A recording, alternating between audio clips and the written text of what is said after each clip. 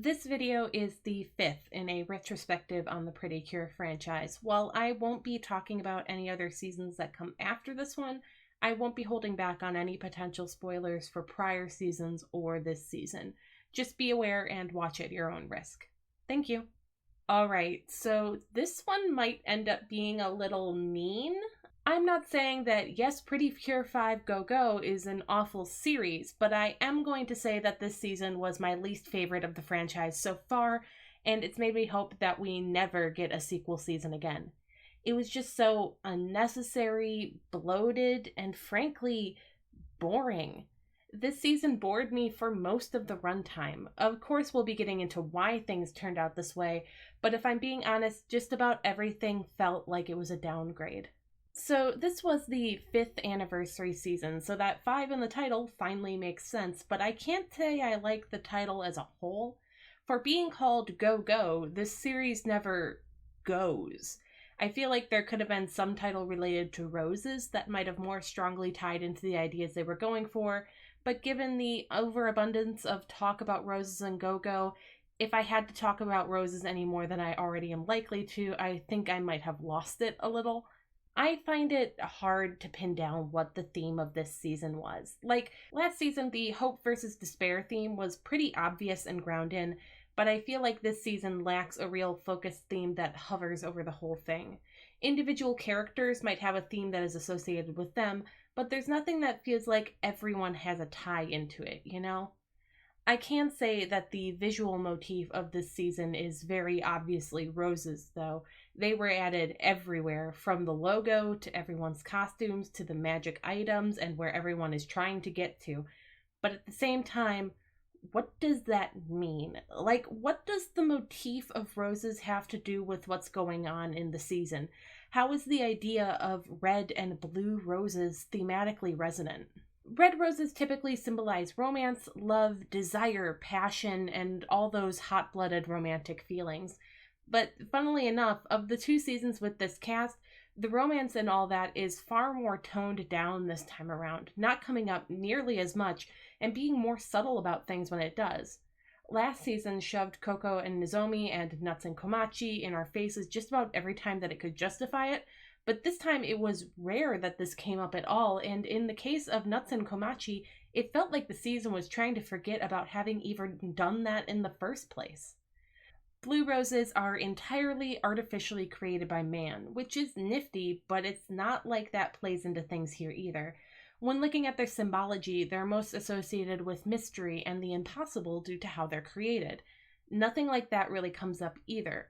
Milky Rose says something about the blue rose being associated with secrets every time she transforms, but if that's supposed to be because her identity is a secret, that's hardly a through line in the series when her identity gets revealed within a handful of episodes of her showing up. Maybe I'm getting a little ahead of myself talking about her, though.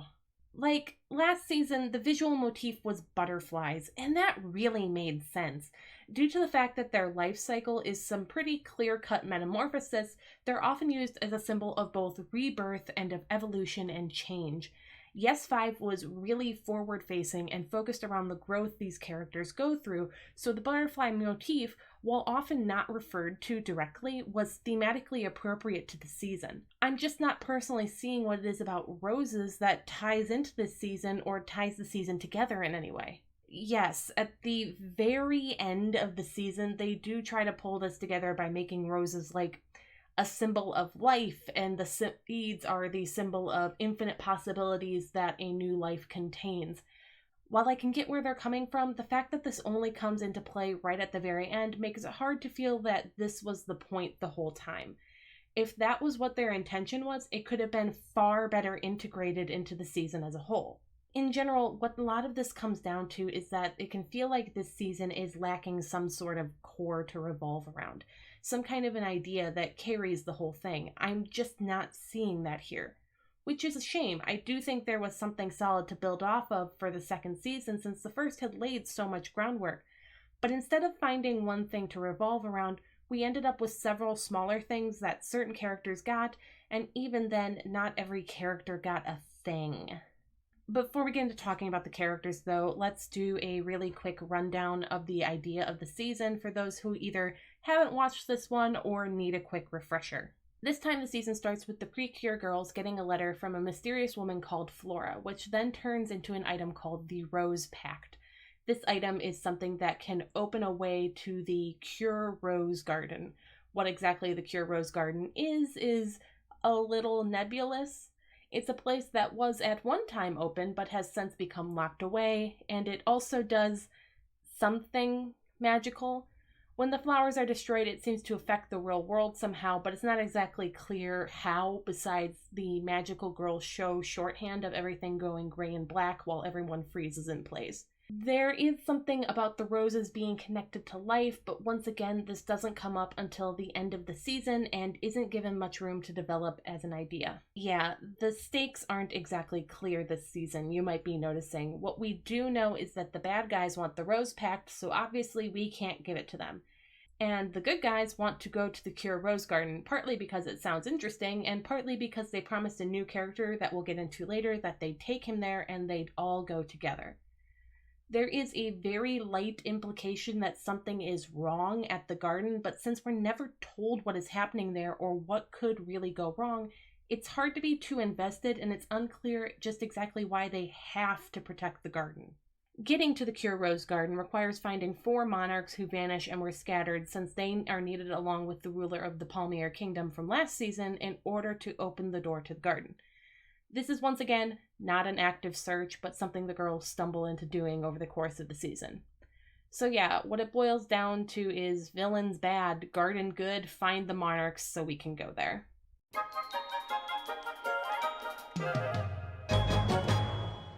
God, so many of the characters just feel like they were spinning their wheels this season, which is really odd since the last one was so focused on where they would go and what they were going to do. This time around, though, that part is pretty gone for a lot of them. I think nothing better exemplifies the way that everyone is spinning their wheels than the fact that it is very clearly the next year for these characters, as they refer to the events of last season as happening last year, but not a single one of them has moved up a grade level like they should have. From the sounds of interviews, seems like they did initially plan to move them all up and replace Karen and Komachi with new characters to make it a group of 5 again, but decided they didn't want to do that since there was no point if they had to break up the group.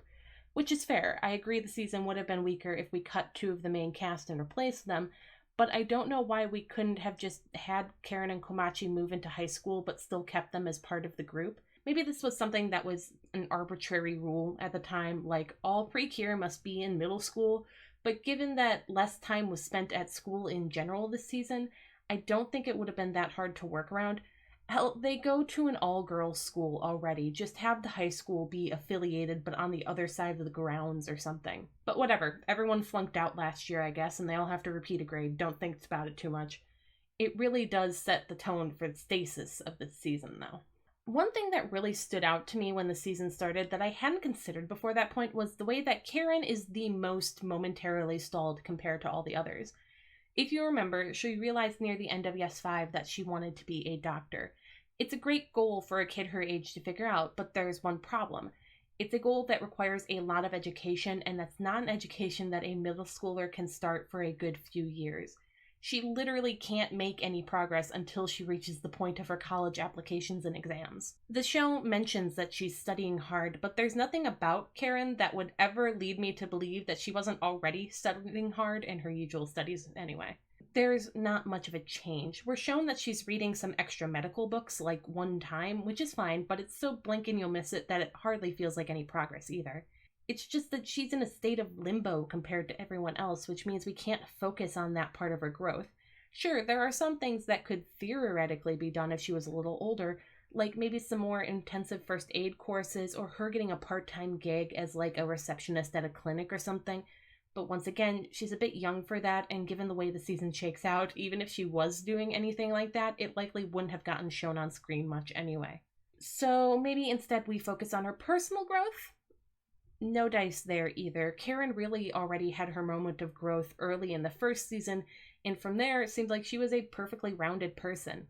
In the back half, her goal was more about figuring out what she wanted to do and less on her growth as a character, aside from one episode where old habits reared their head.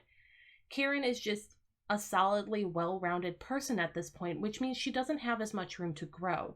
She's a nice part of the group dynamic, as she always was, but I never really felt like she was going anywhere over the course of the season. Urara is similarly disappointing. She was the one that I found the thinnest the first time around, and she remains equally thin here. She spends the season mostly just doing what she had done before and going to her auditions and all that, maybe doing a little singing on the side, but as for her personal growth, it's once again not really there. She does have one thing over the last season, though, in that she actually has a friend outside the Precure group, but even that is weakly done.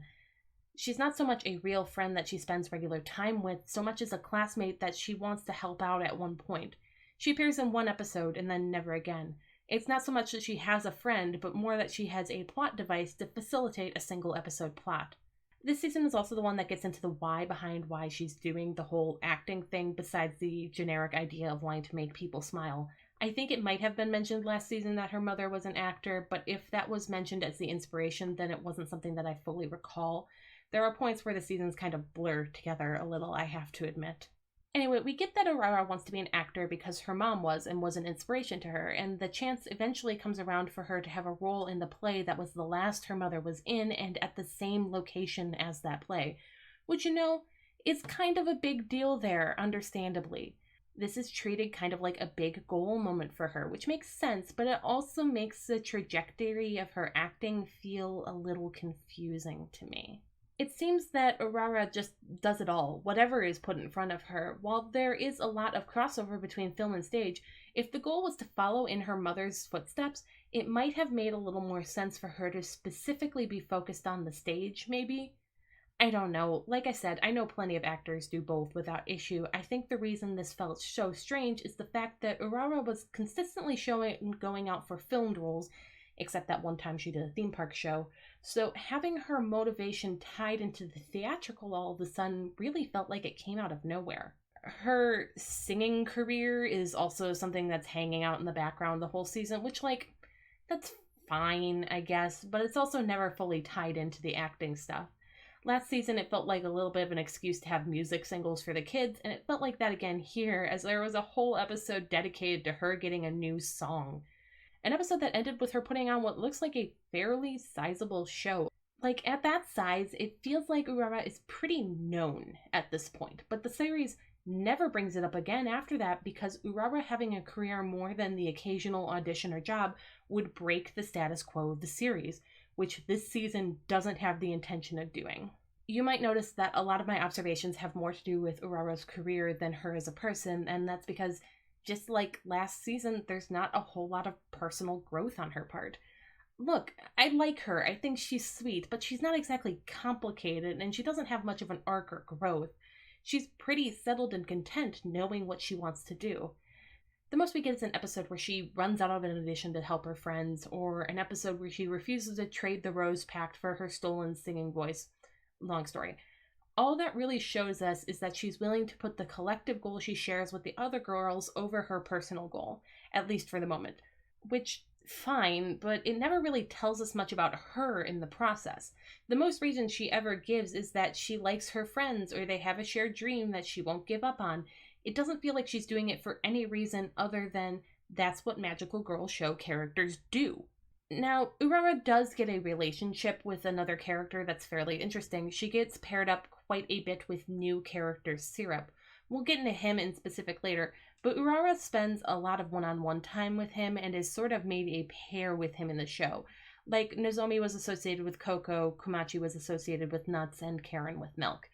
She's his buddy, basically, and through most of the scenes where they talk and spend time together, she seems to facilitate a decent amount of his growth this season.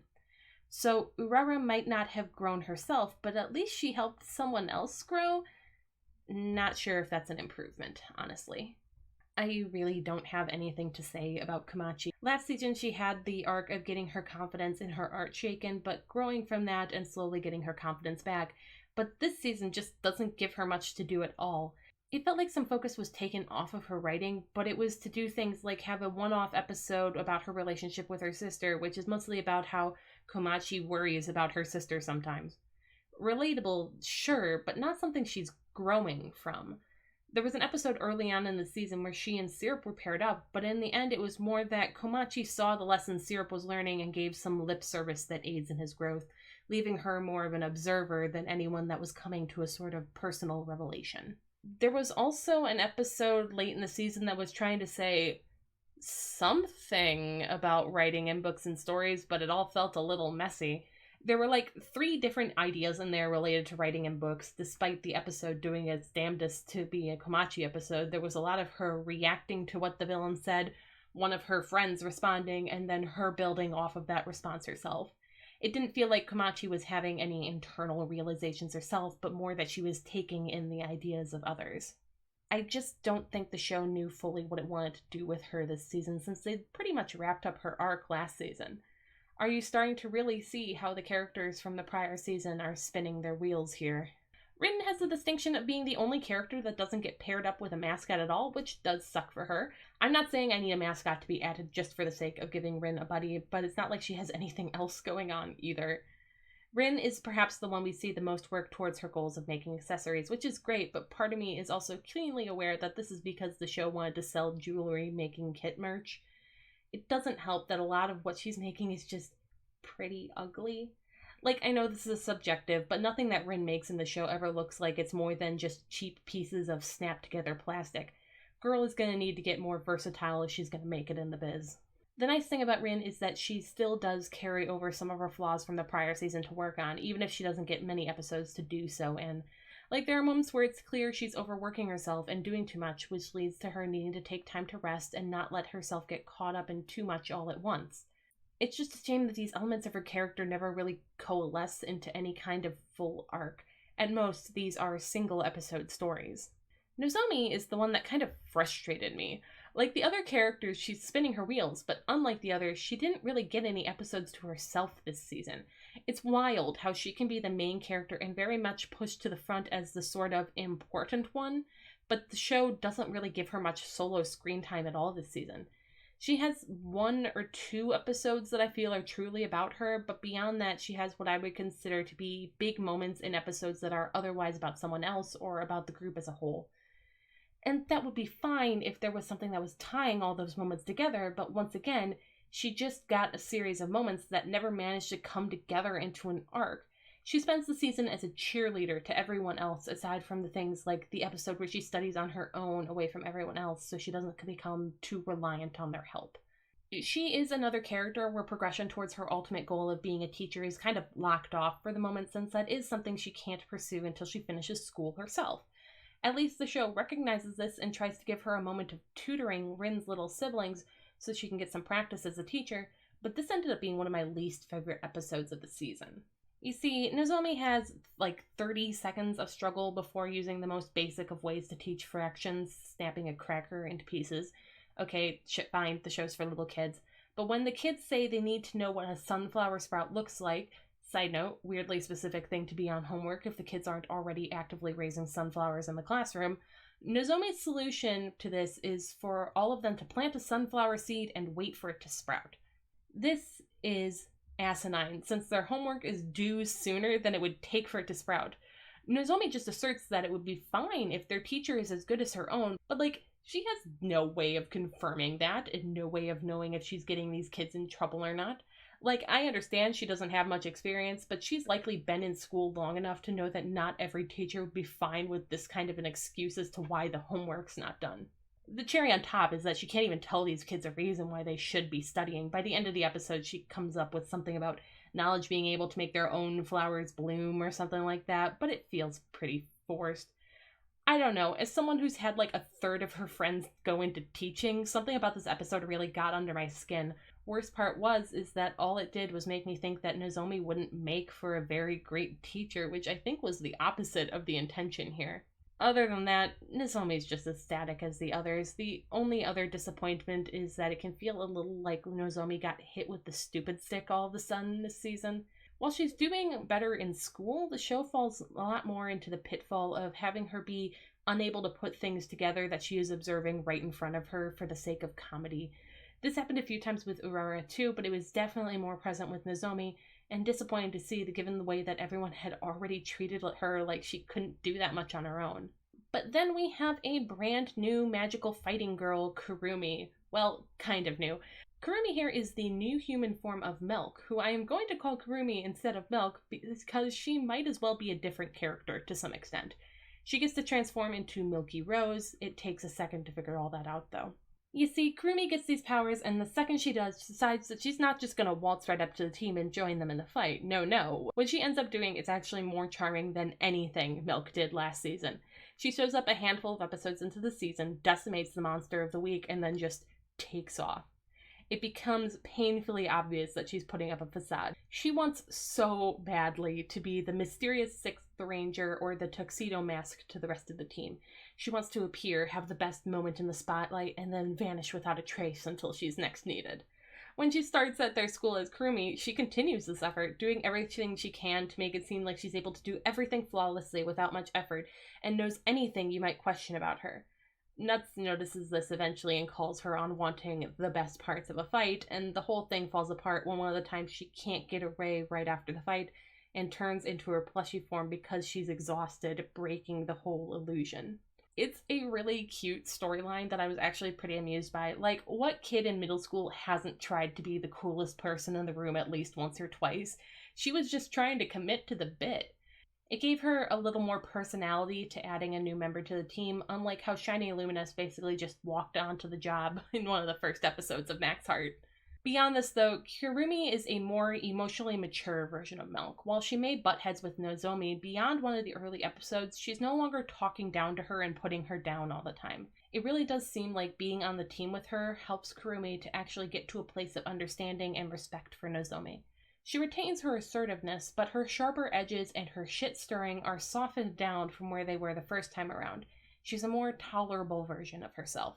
I wouldn't go so far as to say she has an arc, though. She has a few episodes that focus on her friendships with other characters, and one where the pressure of having the power of the Blue Rose starts to get to her, but a lot of it is something that is made up of moments that don't perfectly string together. I still liked her, though. She doesn't shake up the dynamic as much as she used to, but she's got just enough spice to her to be an interesting dynamic with some of the other characters, instead of everyone being the best and easiest of friends of all time. It's nice to have at least one character who's a little sharper.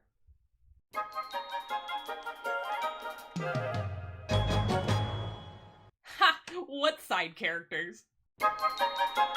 Okay, maybe a little unfair, but the side cast this season is really diminished since the main cast was added to and given all the focus. Which, that's fine to some extent. I can totally get wanting to focus in on the main cast for the majority of the season, and creating side characters that only show up in one episode is a decent way to get a plot rolling for the purpose of doing something with one of the leads. The problem is that this is a sequel season, and we had already a small established side cast who had proven they could be fun and had relationships with some of the main characters. Urawa's manager and the butler that takes care of Karen only show up a tiny handful of times, mostly just to serve their function in terms of their jobs. The butler is taking care of Karen and is there when the crew shuffles off to her villa for one episode, and Washio only shows up to shuttle Urawa to auditions and tell her the results of them. For two characters who already had built-in relationships with two of the core cast, it would have been nice to utilize them to do something interesting with those characters, if only to give them a heart-to-heart in one episode. Instead, they're shunted off to the side. Our other two side casts that I praised last video didn't fare much better either. Mika, the reporter, shows up twice, maybe 3 times, and each of those was only for a single scene in that episode. She's a fun character, so I wish she hadn't gotten sidelined like this, especially when considering that she had been the closest to seeing the girls actually transform in person and finding out the truth. Instead, they do eventually transform in front of someone, but it's a single episode side character who just cheerily agrees not to tell anyone before vanishing entirely from the show like he never existed in the first place. And Otaka, the headmistress who also serves as the lunch lady at the school, shows up a similar number of times, just like twice to give advice and one other time to get syrup hooked on pancakes and give him a job at the cafe so he can be at the school and talk to the girls during lunch once in a while. At the end of the last season, she was one I was interested in seeing a little more from, but once again, no such luck. I think this sidelining of already side characters comes down to the fact that the main cast has grown since last season. This time around, Kurumi is part of the action and given a lot more to do because she has more agency with a human form and comes in much earlier in the season. Add in new character syrup as well, and that's 2 more main cast to account for when building out episodes and trying to make everything even for everyone. I think there just wasn't any space for side characters aside from one-offs, sad as that might be.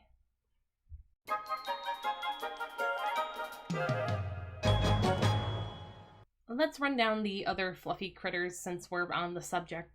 First of all, you have these Palmen things, which I just want to talk about more in terms of their narrative utility rather than as actual characters, because they certainly are not that. So these are a lot like the Pinkies were in Yes 5, just little things drifting and floating around, this time captured by taking a picture of them. At which point they'll either turn out to be an object or one of the rulers that we're meant to be finding. You'd be forgiven if you forgot they were part of the series most of the time, though. The first handful of episodes have the girls finding these pretty regularly, but this is something that quickly fades out with time, to the point where it ends up being like a 50-50 shot if when they find one, it'll be one of the monarchs. They end up feeling unneeded once you get past a certain point of the series, and I have to wonder if they were intended to initially be more consistent, but ended up feeling a little hard to fit into episodes with everything else that was going on.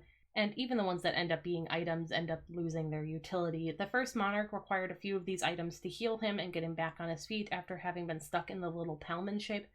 But by the time you get to the last monarch, it's just a few days of sleeping in the bed item that has been used for all the others, and he's fine, nothing else needed. These also run into the same issues that the Pinkies did, in that they never feel like anyone in the Precure team is searching them out at all. They just run across them in their day-to-day life. On one hand, while this does allow the series to have a more relaxed feeling, on the other, not having them do any active searching at all can leave the impression that they don't really care all that much and aren't taking the task seriously. As for Coco and Nuts, they're about the same as they were, just with more political power, I guess. Okay, that's a bit much to say, but I can't say that I was invested in anything that was going on with them either. You see, I feel like there was something that could have been done here with them, but the show just didn't have the time for it between all the other characters and wasn't interested in approaching the idea beyond the surface level. Coco and Nuts are kings now and start off the season leading reconstruction efforts in their home kingdom where everyone seems to love them. They're doing all right, but then the show tries to give them baggage. First, Coco ends up feeling like he's failed because the Precure girls get roped back into doing things again, but this is something he gets over pretty quickly with a little conversation. The next thing the writers try is the idea that they were doing okay as leaders, but they actually still have a lot to learn. The first monarch that the team manages to find straight up says that he doesn't accept Coco and Nuts as the true leaders of Palmier, and they've got a long ways to go. I thought this was a cool idea. So there are 4 monarchs that the team is trying to find. What if Coco and Nuts have to learn something from each of them that will lead to them becoming better rulers in the long run? That's an interesting idea that would tie what are essentially living MacGuffins into the development of the characters. Unfortunately, this concept gets abandoned pretty quickly. The monarch in question is brought around to their side after a little bit, and then none of the ones that follow him end up doing anything remotely similar, but we'll get into them in a bit. So we've brought up and dropped 2 ideas. What's next? Oh, Nuts is struggling with feelings of inadequacy. Alright, this was the one that actually had some lasting power in the story, and the one that I think was the best done. Around the halfway point in the series, it's time to power up the Precure girls a little, as is tradition. So the way that's done this season is that the Rose Pact they've been protecting spits out a pathetic little chunk of metal. Said pathetic metal chunk is the mangled Palmier crown, and nobody knows what to do with it. Not long later, in a moment of stress, Coco gets to a bit of a breaking point and the crown is summoned to him, turning back into its former glory and granting power to Precure. Afterwards, it turns back into a pathetic lump again. This is a big moment, though. I even wrote in my notes that this feels like something that's kind of confirming that, like, Coco is the true king or whatever. And the writers must have thought similarly, since this moment gives Nuts some self-doubt and self-worth issues. I appreciate that something I noticed as a potential signifier was something a character also noticed and had a reaction to. It's not like this big dramatic moment was just brushed off and ignored because it was otherwise there just to sell a toy. It was worked into the story, and the characters were actually allowed to feel something about it. What this leads to is Nuts starting to tinker around a little, and eventually he builds another marketable piece of plastic, but despite thinking everything is all good, he can't actually get it to work. It only starts working when one of the monarchs gives it a little bit of a magic spark, which acts like magical jumper cables, and the thing works perfectly after that point. While this is good, Nuts still has a sense that he's not much use because he wasn't the one to start it.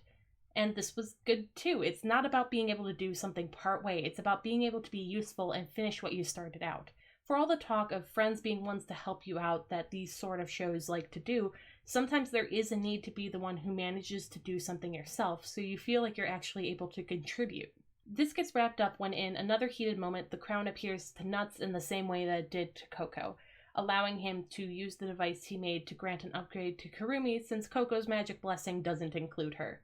At this point, he's a little more sure of himself, and eventually when the time comes, the crown splits in two entirely, one for each of them, signaling magically that they both deserve the role, not just one of them. Okay, and this is one of the most cohesive arcs in the entire show. It's multiple episodes long, building across several. You can actually see Nuts fiddling around and building his device before it's actually introduced. It's great, but it doesn't really tie into anything else in the show. And if the show had some otherwise really strong core to it, something that it was otherwise about and connected to some of the characters, having a plotline that is a little disconnected but otherwise whole and satisfying wouldn't really be a problem. But when a show lacks that core, and this side plot that lasts a handful of episodes over halfway through the season is one of the stronger plot elements of the whole season, that's a problem. And let's run down those monarchs as well before getting into Syrup, since I do think that they were a missed opportunity on the whole. So the 4 monarchs are the rulers of the until now unmentioned 4 kingdoms that basically surround the Palmier Kingdom.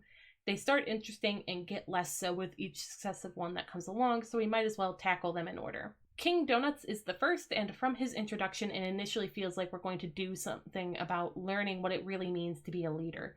He initially doesn't accept Coco and Nuts as leaders of their kingdom. He's a little harsh with them, but he does soften up when he sees everyone working hard towards their goals, showing he values hard work and effort, something that's needed to keep going through rougher times. Sure, Coco and Nuts already know this a little since they're not able to use magic to fix their kingdom, like they planned to last season, but the fact that they end up with the Precure girls while that reconstruction is still happening, I could see how someone not on the ground with them every day could see that as running away from the responsibility when they get the chance to.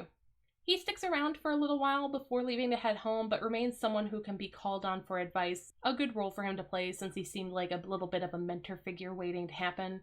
Unfortunately, they don't get in touch with him all that much, understandable with the limited screen time they had to work with though. Next is Queen Baravoice, and she talks a lot, and that's about it. I mean, she's a little more than that. She's positive and bubbly, and for a moment she makes the cell phone-shaped transformation items actually work like cell phones, something I've been waiting for to happen since season 1, but she fails to build on the ideas of King Donuts. She's played more for comedy, with all the girls loathing having to be the one in charge of the pact while she's still hanging out in it because she just will not shut up. Then we have Princess Crepe, and she's the only one who actually gets an episode focused on her, which is cool, but it's more about her relationship with Coco since she's got a big old crush on him, which is a shame. There could have been a lesson with her, given that she falsely assumes she is engaged to Coco for quite a while due to a cultural misunderstanding. We could have had some more time for Coco and Nuts to consider that they need to learn about the countries around them if they're going to have strong ties and understand each other properly. Nuts does do this a little bit, but it happens way back in episode 14 of the series, long before Princess Crepe is introduced at all, choosing to learn about other cultures after seeing how easily his own could have been destroyed. Side note, because I think it's funny, but given the choice of clothing the animators put him in and the specific detail that he was looking into spices like pepper and some of the things he says, I think we can safely assume that Nuts is the first Precure mascot to learn about human genocides? Which, that doesn't add anything to the series, to be fair, but I love these little oddities that can get buried in a series sometime. Anyway, Crepe is a bit of a shit stirrer like Milk was last season. She can be quite bratty when she's on screen, a little like Milk could sometimes be last season, just poking and prodding at people to get some kind of reaction out of them. At one point she even does this deliberately in order to get Kurumi to actually tap into her feelings, because there's this thing that comes up in a few times in the season about needing to put true feelings into letters, and she was just putting her surface feelings in and not her true feelings. So Crepe needles her until she has an emotional outburst of her true feelings. You know, like you do. Crepe can be fun, but she also feels like she gets a little less focused than the two rulers that came before her. A lot of her is just reduced to having that big old crush on Coco. It's also a little odd that she's a princess. Like, I've got nothing against princesses on principle, but I do have an issue when we call a royal girl a princess when she functions like a queen. As far as I can tell, Crepe is about the same age as Coco and Nuts, and they get to be kings, and there's no mention, as far as I recall, that she has a parent actually ruling her kingdom at the moment, so she seems to be ruling in her own right. Every one of the other monarchs is called either a king or queen. She is the only one called a princess. And look, I don't think this was intentional on the part of the writers. I think it just might have been done because she feels a little younger than the other three of the four, and because she was the one with the most outright cutesy design. However, I do think it stands out a little that the only one of the rulers that is a princess is the one that can act bratty and is motivated by a big old crush she has, despite everything seeming like she should be a queen like Bar voices. It just feels, I don't know, a little demeaning, or like she's being treated like a child by the writing, unlike some of the others. I don't want to assume malice on the part of the writers, as this could all be very unintentional, but it was something I noticed while I was watching that I think bore mentioning. It's not uncommon for young women in media to continue being called princesses when they, by all rights, should be called a queen. A lot of this comes down to princesses seeming more youthful, and the whole archetype of the evil queen being something you want to avoid these characters being associated with. And we're not going to get into the implications of that higher level of power being something women go mad with when it's given to them, because we don't have time to unpack all that. But I'm just going to sit here and hope that the season that's got the word princess in the title actually has some nuance about the concept of princesses. And to be clear, please do not tell me anything about that season. I do try to go into these without too much foreknowledge so I can form my own thoughts on them. Anyway, coming back from that tangent, the last of the four rulers is King Montblanc, his gimmick being that he is the oldest and wisest despite how young he looks. Shame they were running out of time at the end of the season by the time he was introduced, so he doesn't have time to do anything at all with him by the time he was found. He shows up, recovers, spouts just a few lines, and then it's time to actually go to the Cure Rose Garden, so there's no time to do anything else with him. When I'm trying to remember the group, he is the one that slips my mind, since he never gets the chance to leave a real impact.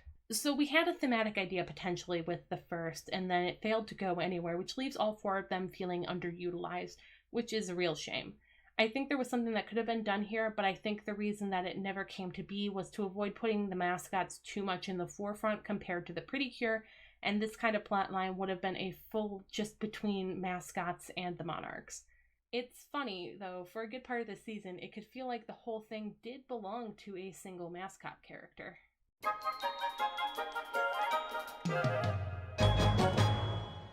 Syrup is the new main mascot that was introduced this season, and I have to say that I do like him a lot. He's a real cutie at times, and they did give him something to do. So he's introduced in human form as this kid that kind of seems to have a bit of a chip on his shoulder, but is ultimately pretty good at heart and willing to do things for others, even if he initially won't say he will. He's also a delivery boy with the help of Mailpo. Oh, right, I never mentioned Mailpo. This thing is Mailpo. It's a funky little box that's there to spit out letters and act cute. It's also Syrup's constant companion and his first only friend. That's all you need to know about Mailpo. Anyway, Syrup's got a chip on his shoulder because he's got some decently severe amnesia, constant nightmares, and abandonment issues. He thinks all of this will clear up if he can just get to the Cure Rose Garden, and ends up teaming up with the Precure team in order to make that happen, since it seems they're the ones who are going to be able to get him there so he can figure himself out. Doesn't mean he's not going to be reluctant and standoffish for a good portion of the road, though. I actually really love that Syrup isn't all ready to dive into their mission from the jump, and doesn't want to go along with anything that won't get him closer to his personal goal at first. Once again, he's a character that serves as a little bit of a point of friction among the group, which you sometimes need when everyone is getting along a little too well. He strikes a good balance of not wanting to help, but also very much giving in and lending a hand where he can when they really do need him. A decent part of the early portion of the series is really just him learning how to get along with others, build relationships, and generally just people. I admit that I am a sucker for stoic characters building out a support network and learning how to feel, and while Syrup doesn't exactly do that, there are a few points where he swings just close enough to scratch a very specific itch in my preferences. I can see why someone wouldn't be interested in him. I personally do think that between Kurumi having a human form that allows her more agency and Syrup being added, the cast can feel like it's getting a little on the bloated side and there's not enough time for everyone. That doesn't take away from how I feel this little guy has got some decent growth to him, though. In particular, I think the one it's obvious he's meant to be most bonded with is Urara. He shares more than one pretty good heart-to-heart with her, and their episodes that they share seem to be the ones that soften him up the most. Hell, he even gives her a coupon for a free ride to cheer her up. That's just sweet. Which, yeah, this guy basically has a vehicle form along with when he can be a human and a mascot. Some of his baggage being that when he was in Palmier after losing his memories, he was the only one who could fly, which made him feel like he didn't fit in. Weird choice of baggage, but who am I to judge as someone who is so deep into supernatural that I am incapable of being normal about any character dressed like this. It's so obvious that he was made for the Precure girls to ride in. Like, he even has this little roof that can go over anyone sitting in the literal divot in his back. It's one of those things that I feel like we should have gotten some kind of reveal about his purpose, but the only reveal we ever get is his origins, so this element of him just goes completely unexplained. And I would be remiss if I didn't bring up how he kind of breaks the world of Precure a little bit. So this is not the first time we've had a sort of other world that the Mascot characters live in, but it's always been something that's hard to get to, if not implied to just be a straight-up parallel dimension. Even Palmier was like this, with it being said it wasn't really possible for the Precure girls to get there without some level of magic. However, if there is a letter to deliver, Syrup seems to be able to fly just about anywhere with Mailpo's help. Even when one of the villains is able to make storybook-themed pocket dimensions, with a letter with strong enough feelings put into it, Syrup is able to just fly there, which is a little mind-bending. It leaves this implication that all these magical places are things that, with something to guide you, you'd be able to make your way to with conventional means of travel. I don't think this is something we're meant to pay too much attention to, honestly, but as someone who is watching for the first time as an adult, it was a detail that just stood out to me for some reason, given the way that it was a big deal that the mascots were going to be separated from them. And the last thing to talk about with Syrup, I want to talk about how he was handled in regards to the mid-season finale. So, the bad guys of the season, Eternal, are pretty frequently trying to toy with Syrup's emotions in order to manipulate him. He apparently did some delivery work for them in the past because they said they could get him to the Rose Garden, which they never did, but they're making the same sorts of claims now. Which it never felt quite right, since from the rules and requirements we were given, they just wouldn't be able to. It requires the four rulers along with the pact, and since Precure are the only ones able to get the palmens that might be the rulers, they should be the only ones actually able to get the gateway open. But once again, whatever, don't think about it too much. Anyway, for the big mid-season confrontation, they actually managed to convince Syrup more than usual, and he steals the Rose Pact and goes to hand it over to the villains.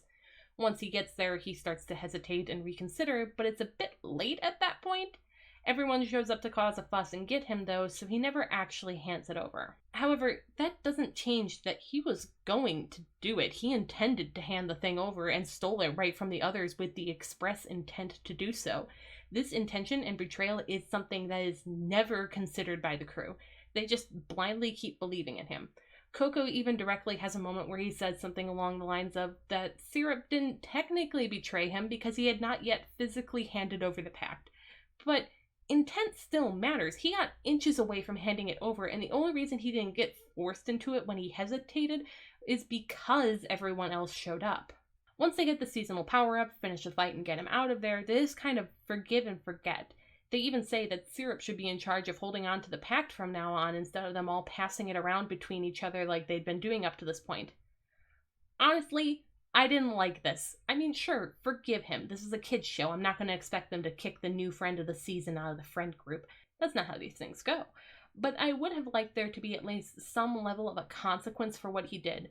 Taking the MacGuffin of the season and nearly giving it over to the bad guys, even if you technically didn't, is a huge betrayal.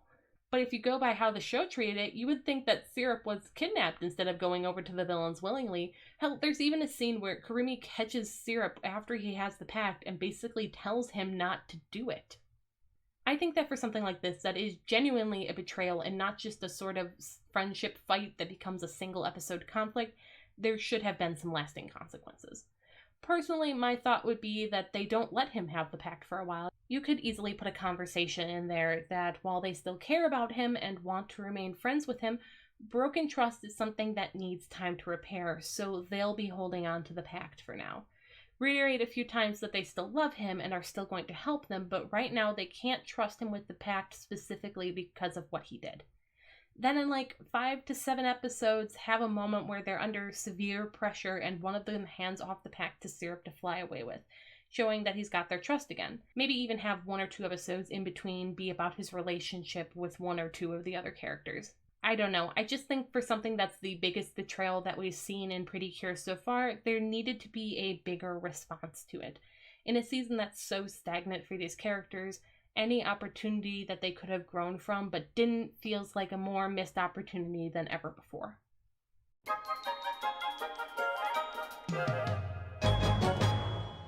I'm gonna be honest, I don't have a whole lot to say about the villains on their own. Once again, they have more human and more villainous forms, which is fun, but there's nothing thematic to be gleaned from these like there was last season, since they're just a huge mishmash. Like, you have one that's a scorpion, one that's a mushroom, one that's a snake, and they all work for the British Museum. I'm not kidding. Eternal's whole deal is stealing and hoarding things with monetary or cultural value. The big bad is the director, like the director of a museum, and he even said something along the lines of needing to hoard these important objects since their home cultures can't be trusted with them. Very colonial. Anyway, most of them aren't interesting at all, especially this pair that are the most boring villains that the series has ever had. The ones that are interesting are more so for their utility and how they approach combat rather than their personalities or anything of that sort. So I might as well just talk about how conflicts are handled this season and talk about the ones that are interesting enough to crop in as they would be relevant. So one of the reasons the stories and characters being the lacking this season is so disappointing is because the fights had stepped up their game again. The action can feel frantic and lively, and there are parts that are just a beauty to behold. Last season the fights were good, but things are stepped up another level here, and that was really great. It was another case where the villains didn't have separate arcs, but more who was best for the job like last season. But unlike last time, there was no point where there was a split going from one level of difficulty to the next. Villains came and went at varying lengths, which could make things feel disorganized. One of them might be absent for a 5 or 6 episode stretch, making you think they'd been quietly written out before returning to do a few episodes, maybe all in a row. It allows for a more relaxed pace, sure, but it means the season is segmented more by the power-ups or additions that happen to the team rather than who they're facing, leading the conflicts of the season to sort of all blur together aside from a few standouts. Like that mushroom lady I mentioned before, Shibireta, yeah, that's her name. Her deal is that she can make these little pocket dimensions that are based around some kind of fairy tale or folklore. These end up standing out since her method of fighting is unique compared to the others of the season, breaking the group up somewhat and allowing tension to come from that, even if the fight inside the dimension can be similar to always. Even then, these situations tend to have a strong theme that they're built around those tales, making them a little more memorable. The other one is Mukardia, who's only unique since he's sort of unseen for a while, so he interacts with the team as his human self, doing things like playing a little tennis or doing a magic trick. It's really not all that interesting, but it does at least lead to this moment where he gets revealed because he took Rin out to a cafe where Bunby happened to be working, and everyone recognizing each other led to a funny moment. Oh yeah, Bunby is back this season. He spends much of the season like he spent the back half of Yes 5 bumbling around and getting treated as the low man on the totem pole by his coworkers. And he's endearing enough, I suppose. I guess they were trying to have some level of growth with him, but to me this didn't really seem like he grew all that much. You see, after a while, the lower level boss, Anacondi, decides that he's not needed anymore and tries to dispose of him like happened last season. He takes this as a signal to bounce, and he does. Later on, he ends up helping Precure in the late game of the show. This is treated as a little bit of a redemption for him, but I just don't think it entirely works. There's no point where he actually realized what Eternal was doing was actually wrong, but more that he realized his workplace sucked and he didn't want to work there anymore. I'd be more inclined to give the guy credit if he actually recognized that his new workplace sucked in general, not just as an employee. I do have to mention that I was a little disappointed to see Coco and Nuts, mascots that had avoided being power-up generators, get turned into them this season. Sure, it led to Precure getting lightsaber swords, but what's the point when they literally never use them as actual swords and only just immediately turn around and do their group attack with them? Come on, give me at least a few sword fights if you're giving them swords. Well, there is that one moment where a powered-up Nozomi gets to do sword fighting with them, but that's confined to the movie. The big super attack also feels less impactful since it's not used sparingly like it was last season. Last time, the super attack was confined just to big emotional moments where it made sense, but the impact is lost when it's used willy-nilly, even if it's not in every episode. Kurumi's special attack is treated similarly, but I have more problems with her special item than that itself, which I'll get into when we talk about the items of the season. Speaking about Kurumi, she's a little like Hikari in that she doesn't get that special cure title, since we're still at the point where only regular girls are allowed to get that. At least, like Shiny Luminous, Milky Rose does function a little differently in order to differentiate her, at least subtly. You see, Shiny Luminous was different because she was basically a support hero, able to give boosts, but not really attack on her own as often, even if she did have her moments. Milky Rose, though, is basically the opposite. When she shows up, she seems to be significantly more powerful than the others right from the start. You see, Milky Rose is meant to be the glass cannon, extra powerful, but also fragile enough that she needs to be careful. She runs out of energy after her big attack and doesn't seem like she can take as many hits as the others can. Well, at least at first anyway. This is something that's there in the beginning and then sort of fades out over the course of the season as she starts to feel like she's just about the same as the rest of the magical heroes. It's something I wish they could have stuck with and held on to a little while longer, though. It could have given things a little more variation. This also suffered from the bloat of having way too many different stock animations, much like Max Heart did. There are some really great fights in here, but there are also just as many times where between 2 sets of transformation, 2 weapon appearances, and 2 special attacks, there's not really time for a decent fight. And don't think I didn't notice the uptick in episodes where everyone has their full individual transformations play out just to eat up time. I could put up with this if the fights themselves were a little more creative, but they're just not. While everyone has different magic specials, they've got less utility than last time. Komachi can use her attack as a shield, but that really only happens once or twice. It happens most with Urara since she's got a chain attack that can either hold on to baddies or tie them down, but the others don't really have any utility. It would have been fine if things were creatively used at least, like the episode where they use Rin's fire attack to simulate a sun in order to deal with a sunflower-based monster. That's clever, but it's also quite rare occurrence. And even when there is something more interesting to work around in a fight, it can get sidestepped without much creativity. Like the time they have to deal with a puppet's teeth closing around the weak point to protect it. You would think that they'd have to get a little creative, but no, a civilian attached to the puppet emotionally pours his heart out so the mouth opens for him. As a whole, it's both a step up in some areas and a step up in others. It looks great, but the repetition is wearing on me even if everyone gets a new attack.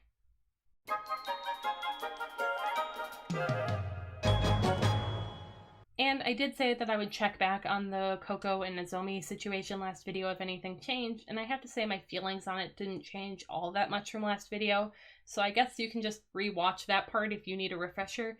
In fact, it feels like they kind of pulled back on from where things were left in terms of romance for last season.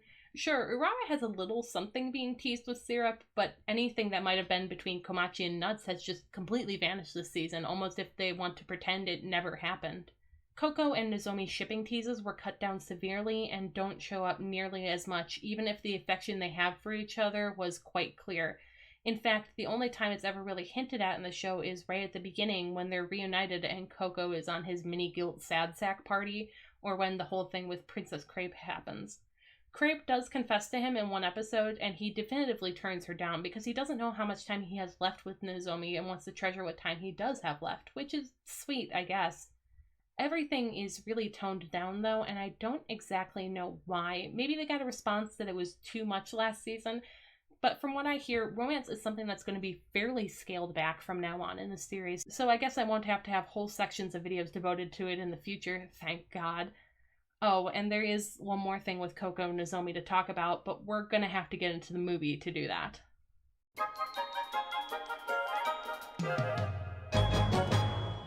Before anyone says anything, yes, I do intend to talk about the crossover movies, in which case I should likely talk about the 5th anniversary crossover short, but I'm not going to. When I was putting together my comprehensive watch order list, and I slipped the crossover movies when they would have released theatrically in each show's run, and that's where I'll be watching them. However, I did notice that these movies are divided into little eras of their own. For example, the DX movies, the new stage movies, etc. So I'll be making videos about those on their own in batches when the associated chunk of them is completed. So we're going to hold off on talking about that crossover short for a little while. Yes, Precure 5 GoGo, the movie Happy Birthday in the Land of Sweets, runs for 72 minutes and is all about the crew going to a magical land of cakes, candies, and the like on Nozomi's birthday, though something is obviously wrong that they have to deal with. This one, once again, had one of those introductions to the miracle lights before the movie, and I did say I would be completely arbitrarily ranking those, so I shall. So with Yes 5s being informative but a little long, we're going to settle it in B tier in this handy tier list I've made. This time around, though, the humor is about the same and it's informative without getting into too granular of detail. The jokes are fine, but not any better than the first time around. However, the light itself is much cuter, and they give the kids a chance to use it at this early point in the movie instead of just waiting until the end. So it's a bit of a step up. A tier for the Miracle Light intro. As for the movie itself, I do find it to be a little disjointed, much like the show. To start off, we lay some groundwork for Sleeping Beauty references with Coco and Nozomi while everyone else is setting up Nozomi's birthday party. This is interrupted by an oven just falling from the sky to kickstart the plot. One fight later, and the princess that was in the oven, Chocola, is whisking everyone off to the dessert kingdom to make up for ruining Nozomi's birthday cake. The girls spend some time wandering around this Candyland wonderland while the groundwork of Chocola's mom and her advisors being brainwashed is laid. Chocola is then cajoled into bringing the mascots to her mother, where they are swiftly captured. Everyone else is eventually split up into fights with said advisors who try to turn them into candy until Nozomi is the only one left running around with Chocola. Nozomi and Chocola have a heart-to-heart before Nozomi is thrown into a fight with a brainwashed Coco. He eventually starts struggling back against the mind control and is broken fully free of it by Nozomi kissing him. This is the point where that Sleeping Beauty thing is fully reincorporated back into an otherwise Candyland movie. The villain finally shows his face after a hot minute more, the queen gets freed of his control, everyone is reunited, and the miracle lights get used, giving Nozomi a super form. She has a one-on-one fight with the boss, actually using her sword weapon as a sword. She wins, day is saved, end of movie. The problems here are that all the new characters are very thin, but that's not really anything new for Precure movies, to be fair. Given their short times, they rarely, at least so far, are able to introduce new characters that feel fully fleshed out, and the relationships built with new characters don't usually feel super developed. Nozomi and Chocola have one short heart-to-heart conversation, and that's as much bonding as they get. The villain's motivation is also really weak, not helped by the fact that he himself doesn't show up until the climax of the film. At least the fight animations are great as usual, but it's not like they're a draw for the film like they were in the Yes 5 movie either. Beyond the whole Sleeping Beauty motif not really being fully worked in the movie like it probably should have been, the whole thing feels choppy. There are points where there can be jumps between scenes that feel like a whole scene between was missing, leading to the movie feeling even more disconnected. The most notable thing about it is really the Coco and Nozomi kiss. Now, I'm not a super huge fan of the whole a kiss brings them back to their senses trope, but it is softened a little by the Sleeping Beauty mentions being slipped in there early in the movie, and allows the roles of the princess and prince to be reversed.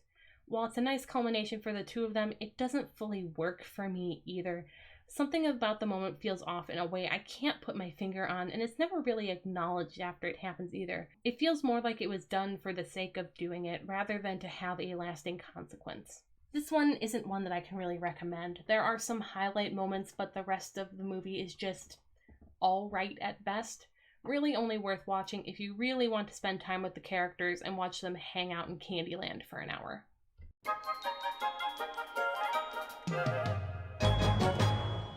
So magic items have exploded in numbers this season, and I do think it's to the detriment of the show.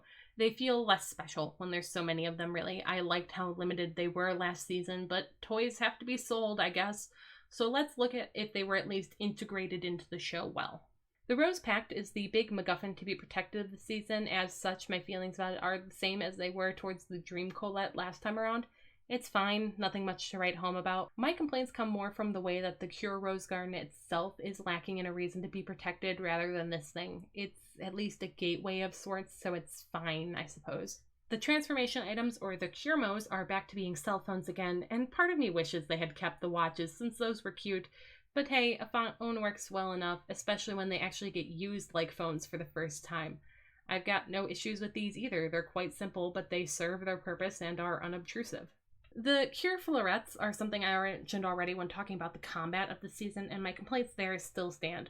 While these look really cool, the lack of them getting any real use in terms of their function as swords is frustrating. We don't see them outside their summoning and use as special attacks, so they're confined purely to the realm of stock footage. It's an issue where they're used too often to feel like they're something super special, but they also don't see enough use in the fights themselves to feel like they're really part of the combat. The Milky Palette is Kurumi's special transformation item. It serves double time as a special weapon for her, so it gets more screen time than most of the other weapons. I do think this dual usage makes it feel unique and special compared to the Precure implements, but I do think the whole thing in its own is just kind of ugly. It's called a palette, but it's unclear what that means. If it's meant to be a makeup palette, the thing looks and feels too much like plastic for it to seem convincing.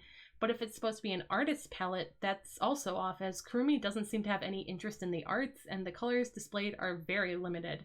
So the function is fine, but the visual design is questionable. The Milky Note is the special item that Nuts makes for her, and this is the one that I think could have been cut.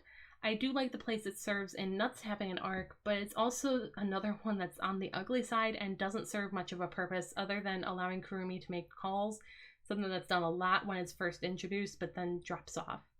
It also grants a power-up for her with Nuts for some reason. I have no idea why or how.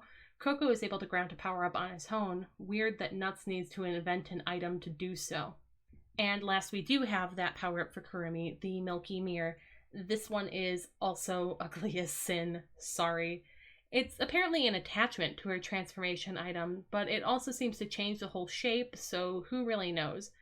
I also think some ideas with it might have been cut. It has this spinning dial with a whole bunch of different colored roses on it, but when she uses it, it always lands on the same one and does the same attack.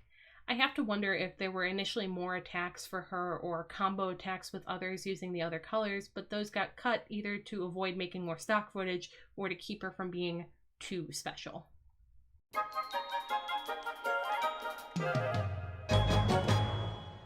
Alright, time to get into fashion corner side of things and talk about the costumes that our magical fighters are put in this season. If you've been here before, you know the deal. You can go ahead and listen to me talk about my personal feelings on all these magical girl outfits, or you can skip to the next section and not have to deal with it. Up to you. Now, I will say the outfits from this season are generally an upgrade from the last. A lot of the issues with the S5 with the costumes being overtaken by that cream color is fixed by doing that idea of tinting the bases of their costumes to be their color and also giving them these cute little jackets that more boldly coordinate them together. They've also all had the red rose motif added to them to symbolize the pact, giving them the red rose power, I guess. That's fine, but it's also better incorporated for some than others, which we'll get into. I've also got to point something out, and I'll just use Nozomi here as an example. I really don't like how the transformation item is on them this time around. Like, it's not the first time that Precure have had their transformation phone in a little pouch or something. That was in the first 3 seasons too, but for me, I don't like the part that's this cord that runs up from it to their chest. I can't exactly put my finger on why it bothers me, but it does. I guess I'm just not sure why it's there. Is there a reason that their item needs to be connected to them like this? It's a little odd. I think part of me also just sees it as a loose cord that's likely to get caught on things, and I would never be able to stand that myself. Anyway, 7th place goes to Cure Mint. Her hair is just as awful as it ever was, and I still don't like the shoes or the sleeves. It's a glow up from last season, but just barely. 6th is Cure Lemonade. I do think she's really cute, and I like her shoes better this time around. She also blends in a little better with the group instead of standing out so much. However, I still don't like the tops of the socks that she's got going on, and I'm not a fan of the hair accessories that she has. It's good that she has them instead of being the odd one out, but they look pasted onto her hair cones. Honestly, not sure what to call this hairstyle. 5th is Cure Rouge. Just kind of a plateau from last season. She's still cute, but there's nothing blowing me away either. I also think that her shoes are a downgrade from last time, even if they kept the sock detailing to give these a similar vibe. I'm also glad that they fixed the color of her butterfly to be red like the rest of her instead of purple. 4th is Cure Aqua. Once again, just kind of a plateau in terms of design. I don't love the sleeves or the shoes, but the hair is still fantastic, and I love the way the rose was added to her butterfly hairpiece. This was done on Mint as well, but the way the colors work together makes it look much nicer on Aqua. 3rd is Milky Rose. I know this might be a little controversial since she's a popular design, but it just wasn't completely working for me. I like the headpiece, the sleeves, and the design of the bodice, but I think the rose on her chest is just a little too big. At the very least, I think the size of the leaves could have been reduced. I'm also not the biggest fan of her skirt. I do think it's a unique design choice. It just looks far better in motion than it does in stills. Second place is Cured Dream. She was my favorite last time, and there wasn't much of a shakeup for that. Basically, everything done for her was a bit of a glow up. Her hair accessories are cuter this time around than the yellow butterflies, since the pink rose ties them in better to the rest of her costume, and the rest of her just looks really cute. She still very much gives off the fantasy hero vibe, but there is one design that does even more fantasy hero than her. And that would be first place's Shining Cure Dream from the movie. It's just an amped up version of what's my favorite design of this group, which is great. It's also done in a way that doesn't overcomplicate the design either. It's made a little fluffier and frillier and given a bigger bow, but not in a way that overwhelms the design. I'm also just a big fan of the hair accessories. The outfit has been made whiter, but it still has that faint pink tinge to it, still giving her the vibe of being the pink one. It's just a very good upgrade to an already great design.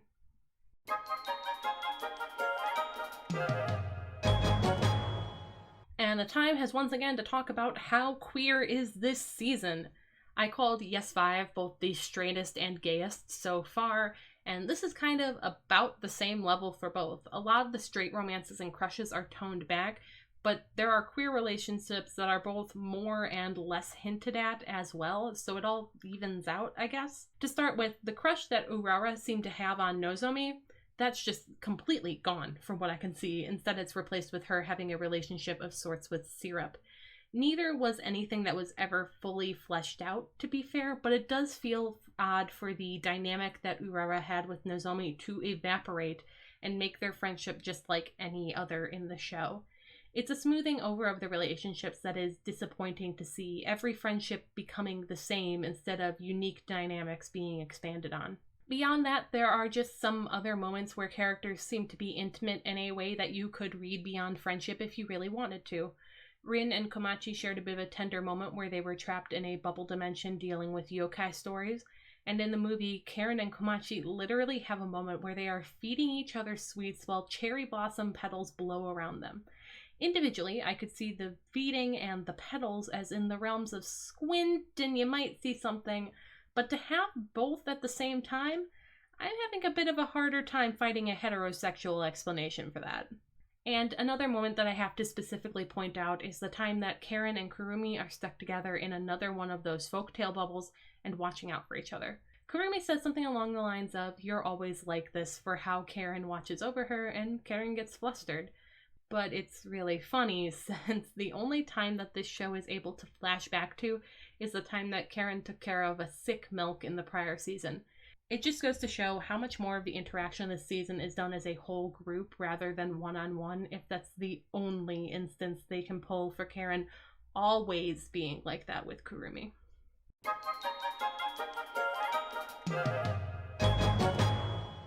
So yeah, like I said at the start, just about everything this time around was a downgrade. The characters that up to this point had displayed the most growth were suddenly the most stagnant that we've ever seen Precure characters, and aside from the slight growth that we see in Syrup, every other new character ended up being completely underutilized, and that's a problem. The characters were a big reason for the draw of the last season, and to see them basically put out to pasture like this and wandering aimlessly is a shame. The season felt unfocused in general. There were fewer moments where it felt like things were focused on just one character. More often, episodes would be ensemble pieces where there wasn't a single character or a few characters getting the spotlight. And when there were episodes that felt shared between certain characters, it rarely felt like they had any kind of unique dynamic between any of them. Many of the unique relationships that could exist or could have been carried over end up feeling samey. This was my least favorite season of Precure so far, and it really killed my interest in seeing any sort of sequel seasons in the future. At the very least, Toei seems to have noticed the problem too, as this was the last time that a main Precure season would get any form of sequel to it. Well, kind of.